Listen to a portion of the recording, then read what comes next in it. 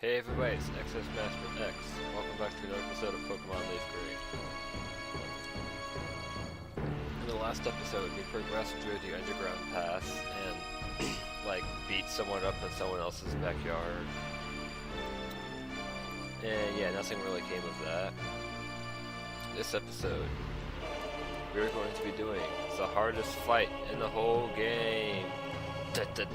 Wait, first let me make sure I have who I want to out in front.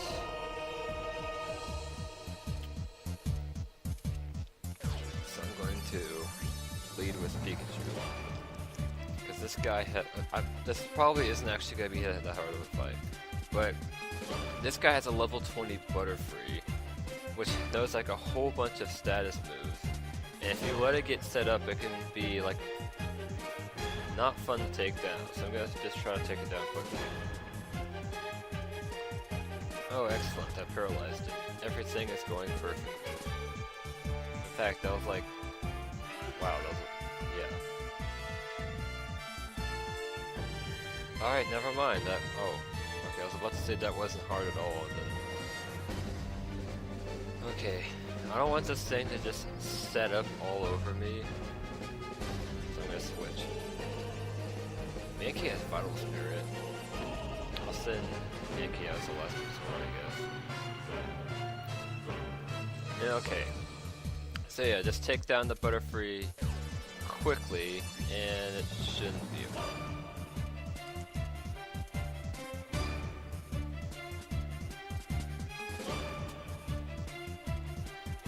And we have defeated Elijah.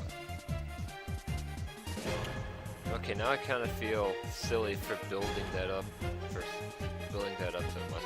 Oh yeah, off screen, I used a Pokemon daycare to raise Butterfree that weighs my Metapod and Kakuta up into the levels they evolve, which is level 10. So yeah, because you can't find them anywhere in the wild, so you have to get them in the Pokedex by evolving. I hope to kind of make this a 100% run. That's assuming I don't get tired of it at some point. So,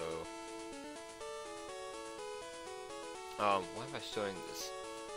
Yeah, I'm gonna cut back whenever I'm done healing.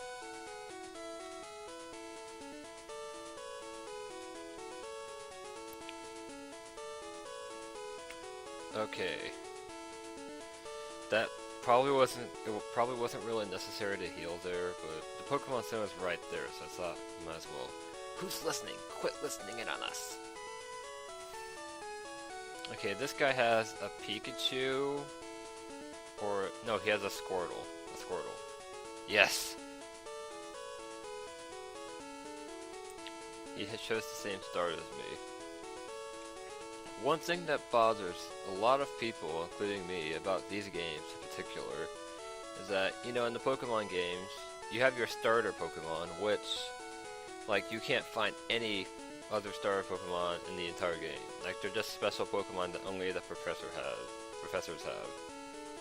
Like, it's unknown whether they're foreign, really rare, or what. I mean, they might not be foreign since none of the later generations have wild Squirtles running around either. So, they're always starter Pokemon are always just kind of treated with that special regard. And yet in first gen, a lot of random trainers have them. So yeah, they kind of stopped doing this after first gen. Probably to avoid the confusion. This girl has a Pidgey and a Pikachu. That's who I thought. I was getting them mixed up. Excuse me, this is a private conversation. And the only way I can get you to stop eavesdropping is to battle. Rattata. Okay, I was wrong. That's the end of my Let's Play, guys. No, I don't know. And this might not be a fight I'm going to win. Well, unless this hits 4 times. Oh, it hit 3 times. Not risking it.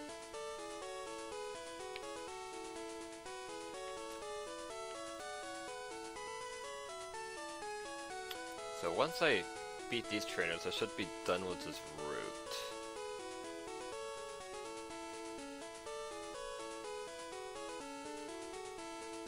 Which means I can move on to what Vermilion City has to offer, and also the route to the right. The right, yeah. I had to check my directions there. I just kind of set a direction without thinking about it. It actually took me a really long time to learn my left from my right. I think I didn't actually learn it until like 5th grade. So I've never taken my ability for granted. I knew it like because when I was in kindergarten and they were teaching us that, I relied on using... See, I had broken my right arm, I think. I think it was my right arm. And I'd relied on that to tell my left from my right. Like, oh, well, the broken arm's right. And once that healed and I got the cast off, I was clueless. And the emulator's freaking out and making my character go to the left, to the right. But I'm gonna see how long I can just kind of deal with that. Because if you hold a different direction, the thing will happen. So yes. Luckily, this is a game where it doesn't really matter. Do you urge to battle with someone you've tangled with before? Have you ever had that urge? I'm sure you have. I have had an urge to rebattle people to get money, which is this item's main use. Oh crap, okay. Because money grinding does happen. There's some specific places I like to grind, I'll show them later. And this guy is the best guy. I'm the fishing guru. I simply love fishing. I can't bear to go without. Tell me, do you like to fish? Yes. Grand, I like your style. I think we could be friends. Take this and fish, young friend. And you get the old rod. Now, I think in this game the old rod does nothing but catch Magikarp. And hey, this thing wore off. That's cool. Now I know I don't have to worry too much about that. Okay. And now we'll use the old rod. In this generation, fishing is pretty simple. All you have to do is use the item near water, and you get a Magikarp. And in later gens, you can get other stuff with the old rod, like maybe a Tentacool or something. In this game, you can only get Magikarp. And that's why I didn't buy the Magikarp from that salesman guy, because they're so easy to get.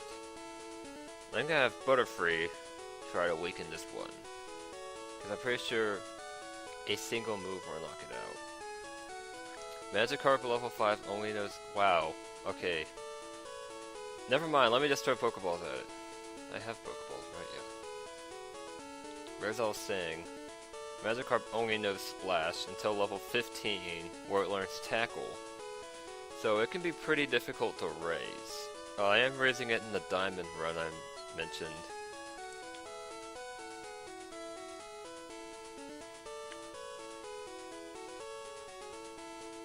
And that's that, I have a Magikarp now. Magikarp does evolve into a really good Pokemon. I think I've probably mentioned this. Where am I going? Oh yeah. Okay, this guy doesn't give you anything, but this guy's interesting because it says, I'm putting up a building on this plot of land. I own it all. My Pokemon is tamping the land to lay the foundation. I didn't know that was a word. So, we learn something new every day. And in Pokemon Gold and Silver, if you talk to this Machop and then immediately use like the coin case, then the game will glitch out and show a bunch of different graphics or something. I don't really know how it works. But this guy's in every game when you go to Kanto, that guy's there and he says the exact same thing. I chair the Pokemon fan club. I raise more than 100 Pokemon. I'm very fussy when it comes to Pokemon. I surely am. So, did you come visit to hear about my Pokemon? Yes. Good, then listen up. My favorite, Rapidash. It's cute, lovely, smart, plus amazing. You think so? Oh yes, it's stunning. Kindly, love it. Hug it when sleeping, warm and cuddly, spectacular, ravishing. Oops. Look at the time. I kept you too long. Thank you for hearing me out. I want you to have this. Da da da da da da da da. Takes that bike voucher to the bike shop in Cerulean City. Exchange that for a bicycle free of charge. Don't worry, my favorite Firo will fly me anywhere I need to go. So I have no need for a bicycle. I hope you like cycling. I sure do, Mr. Rapidash. That's what I'm gonna call you. But that's useful because it's actually impossible to get the bike without talking to that guy. And there is an in-game trade of one of these houses, but it's for a Spiro, and I don't want to trade away my only Spiro, so I'll have to go catch another one off screen before I do anything. Should I go to the SSN first, or should I go to the right? I'll go to the SSN.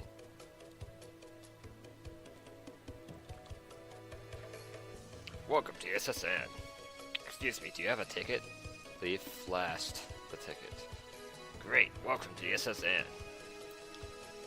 Alright, this place is pretty interesting. Dang it, there's something I kinda wanna show, but like, I don't know how I'd be able to. So I'll go ahead and just talk about it. Spoiler alert. My slow companions and friends are Pokemon I caught in my journeys. Spoiler alert, later in the game you get HM that can go over water. So, but you need to go onto this ship to get cut. So you can never actually, what was I saying? I'll use Pursuit since it's a special attack. But yeah, you can never actually surf in that water that's in the entrance to SSN. Or can you? If you trade in a Pokemon from a different game that knows Cut, you can, in fact, surf over that water, and you'll find a sprite for a truck and a lava cookie. And that's pretty cool, because this truck was there in the original game for no reason, which led to a lot of speculation that it actually was the key to get Mew, if you use strengths on it. But yeah, that's probably one of the most famous Pokemon rumors. So much so that even Game Freaks themselves have acknowledged it. And now time for me to cancel another evolution. Here's another Growlithe.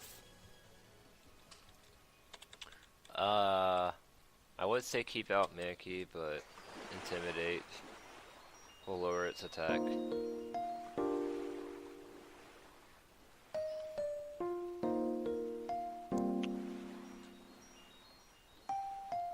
Growlithe is a pretty good Pokemon. Well, speaking of Growlithe, and like rumors associated with the first generation, this thing's evolution, Arcanine, is referred to as the legendary Pokemon. And oh, it's Beedrill. But what was I saying? Oh yeah, it's referred to the legendary Pokemon in the Pokedex. And that's really confusing because there is a whole class of Pokemon called legendary Pokemon. We haven't seen any yet, but don't worry, we will. And this got people to think, oh yay, Arcanine's a legendary Pokemon just like them. But in that sense of the term, it's not a legendary Pokemon. My friends. Hey, at least they gave us a lot of money. Okay, there.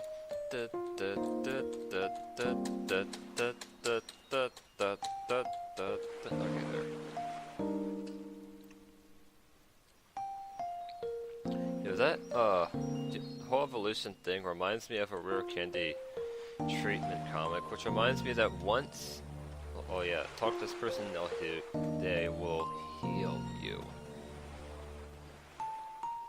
But once I did a run of Pokemon Emerald where I raised both Vigoroth and Slocking, and Vigoroth is like the pre-evolved form of Slocking, but while it has lower stats, Slocking has an ability that like makes it move once every turn. So it is definitely for a high risk, high reward type thing. But in that one run, I used both the Vigoroth and the Slocking, like I already said. So I had Vigoroth with its ability to move every turn, and Slocking with its gigantic stats. Come on then, my Sailor's pride is at stake. And this led to a hilarious situation later on. I was talking to the reporters Gabby and Ty, and I used both of the Vigoroths against them, since the first time I fought them, my second Vigoroth hadn't evolved into Slocking yet, because it wasn't high enough level. And so I used both of that against them, and then I actually kind of knew what these guys did later on. So whenever they asked me for an interview, the answer I gave was Vigoroth. So I went to the TV later on, and it said, and then at the very end, they said something like Vigoroth and Vigoroth and Vigoroth in not parentheses, quotes. That's so deep. It's no surprise that such a good trainer has such a good thing to say. And I was just kind of like, heh, heh, heh, what a bunch of dummies.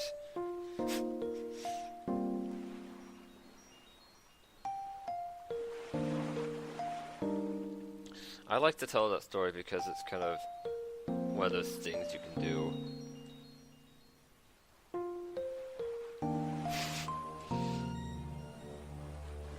Here's Tentacool, who you will see a lot of later on in the game. These Pokemon are infamous for, like, being the only Pokemon to ever appear when you surf.